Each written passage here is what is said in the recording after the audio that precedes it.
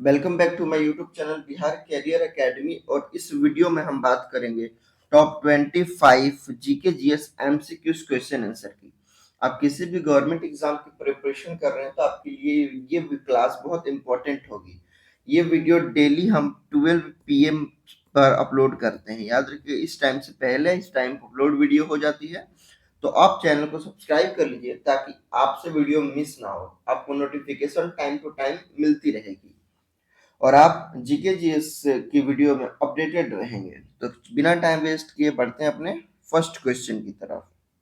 हमारा first question है, फल उत्पादन में भारत का विश्व में कौन सा स्थान है? यानी जो फ्रूट्स होता है उसके उत्पादन में भारत का जो स्थान है वो प्रथम स्थान है। याद रखिएगा, फर्स्ट फर्स्ट पोजीशन पे भारत आता है फ्रूट प्रोडक्शन में। ऑप्शन ए बिल्कुल करेक्ट आंसर हो जाएगा। सेकंड क्वेश्चन है, भारत में अंकलेश्वर किसके उत्पादन के लिए जाना जाता है?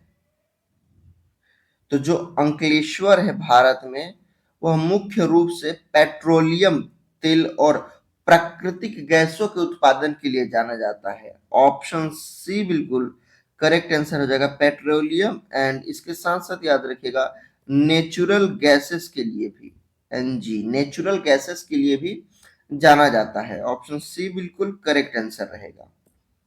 नेक्स्ट क्वेश्चन है, निम्न में से किस संविधान संशोधन के द्वारा लोकसभा तथा विधानसभाओं की सीटों की संख्या में वर्ष 2026 तक कोई परिवर्तन नहीं करने का प्रावधान किया गया है? इसका सही जवाब रहेगा 84वां, यानी 84वां संशोधन प्रावधान के तहत। ऑप्शन ए बिल्कुल राइट आंसर हो जाएगा। क्वेश्चन नंबर 4 है, लुझरी किस राज्य का प्रसिद्ध लोक नृत्य है? इसका सही जवाब रहेगा झारखंड का। इस याद रखिएगा, जो झूमर नृत्य का ही एक हिस्सा है। जो लुझरी नृत्य है यह झूमर झूमर नृत्य का एक रूप है जिसे लुझकते हुए नृत्य यानी मंडली झूमर नृत्य कहते हैं। याद रखिए, इसे मंडली झूमर नृत्य कहते हैं। ऑप्शन ए बिल्कुल राइट आंसर हो जाएगा। नेक्स्ट क्वेश्चन है, जैव ईंधन के संबंध में निम्न में से कौन सा कथन सत्य नहीं है? अगर आगे बढ़ने से पहले अगर आपको जैसे हमारे क्लासिकल डांस एंड डांसर्स उनके अवार्ड्स के बारे में अगर जानना है तो उस पर पूरी मैंने प्लेलिस्ट बनाई है। इसमें 2 प्लेलिस्ट है। इसमें हमने एक में बारे में जितने भी क्लासिकल डांसर्स होते हैं, हमारे जो हमारे क्लासिकल डांस हैं, शास्त्रीय नृत्य और उनके डांसर्स और अवार्ड्स के बारे में बात की है हमने। तो आप इस वीडियो के राइट साइड में आई बटन पे क्लिक करके यहाँ ऊपर देख सकते हैं। अदरवाइज उसका लिंक डिस्क्रिप्शन में भी है, तो आप वहां से भी जाकर देख सकते हैं। आइए लौटते हैं अपने क्वेश्चन की तरफ। क्वेश्चन एक बार और फिर से हम पढ़ लेते हैं। जैव ईंधन के संबंध में निम्न में से कौन सा कथन सत्य नहीं है, यानी कौन सा कथन जो है राइट नहीं है? तो चलिए पढ़ते हैं। फर्स्ट जो है, जैव ईंधन लागत प्रवासी होता है। ऑप्शन बी है, जैव ईंधन मक्का से भी बनता है। जैव ईंधन पारिस्थितिक अनुकूल होता है। ये सब सही बात है। जैव ईंधन ऊर्जा संकट के समाधान में योगदान देता है, सही है। बट जैव ईंधन लागत प्रवासी होता है, ये बात सत्य नहीं है, यानी कि ऑप्शन ए बिल्कुल राइट आंसर हो जाएगा। क्वेश्चन नंबर 6 है, कामाख्या मंदिर कहाँ स्थित है? इसका सही जवाब रहेगा कामाख्या मंदिर गुवाहाटी में स्थित है। ऑप्शन बी बिल्कुल करेक्ट आंसर हो जाएगा। क्वेश्चन नंबर 7 है, भारत का वह भारत का वह एकमात्र राज्य जो केसर का उत्पादन करता है। इसका सही जवाब रहेगा जम्मू एंड कश्मीर इकलौता ऐसा राज्य है जो केसर का उत्पादन करता है। ऑप्शन सी बिल्कुल राइट आंसर हो जाएगा। क्वेश्चन नंबर 9 है, भारत के राजधानी दिल्ली कब बनी? आपको ये मैंने अगले बहुत सारे अपनी क्लास में बताया है कि जो भारत की राजधानी पहले थी वो कलकत्ता थी, यानी जो आज का कोलकाता है।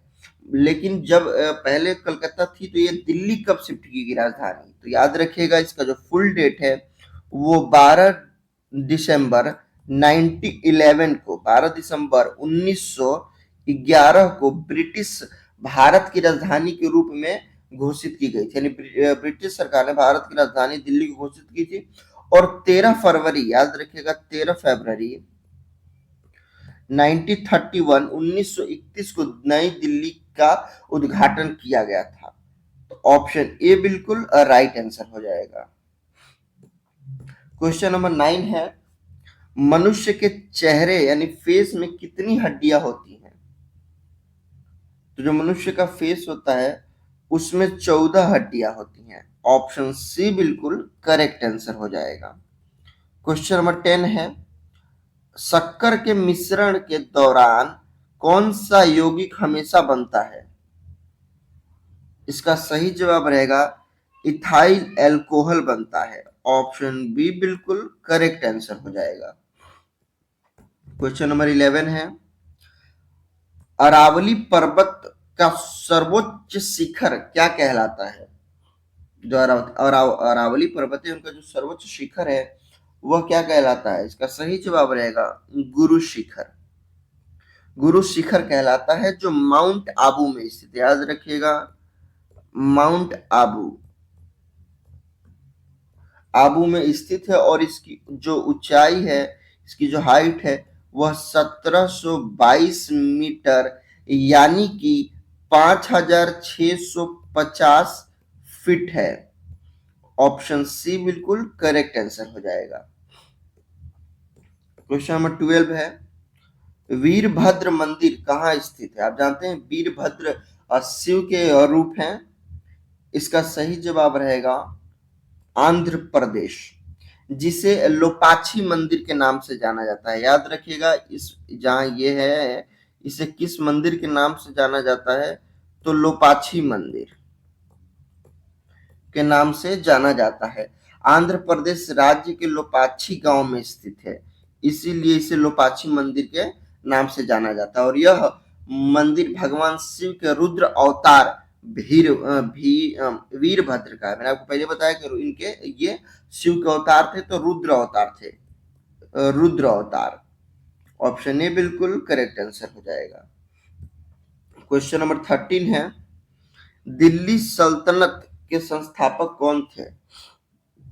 इसका सही जवाब रहेगा दिल्ली सल्तनत के संस्थापक तुर्क थे। ऑप्शन सी बिल्कुल करेक्ट आंसर हो जाएगा तुर्क।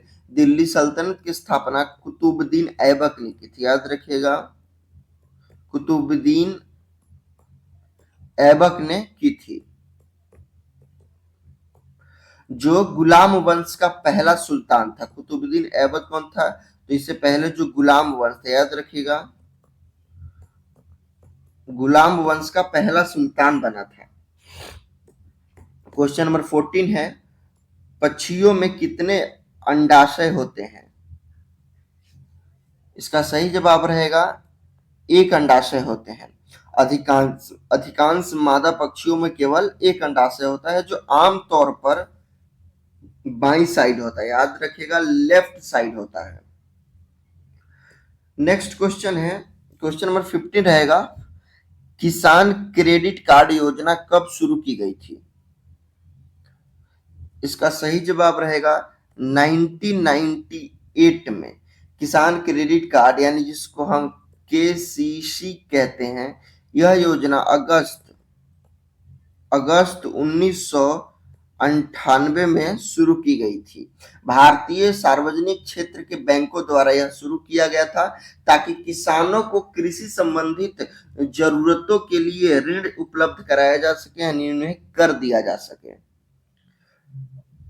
मतलब उन्हें उधार दिया जा सके, फिर उन्हें उधार दिया जा सके।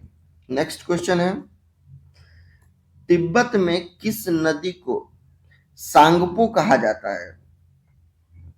इसका सही जवाब रहेगा भारत की जो ब्रह्मपुत्र नदी है, जब वह तिब्बत में जाती है तो उसे सांगपो के नाम से जाना जाता है। ऑप्शन डी बिल्कुल करेक्ट आंसर रहेगा। क्वेश्चन नंबर 17 है, भारत की दूसरी सबसे लंबी नदी कौन सी है? इसका सही जवाब रहेगा, भारत की दूसरी सबसे लंबी नदी गोदावरी नदी है, जो गंगा के बाद भारत की दूसरी सबसे लंबी। याद रखिए, जो पहली सबसे बड़ी भारत की जो नदी है वह गंगा है और दूसरी गोदावरी नदी। ऑप्शन बी बिल्कुल करेक्ट आंसर रहेगा। क्वेश्चन नंबर 18 है, बुद्ध का संबंध किस क्षत्रिय वंश से था? तो बुद्ध भगवान का संबंध जो था वह कोलीय वंश से था। ऑप्शन बी बिल्कुल राइट आंसर हो जाएगा, कोलीय वंश। क्वेश्चन नंबर 19 है, एलोरा की गुफाएं का संबंध किस धर्म से है?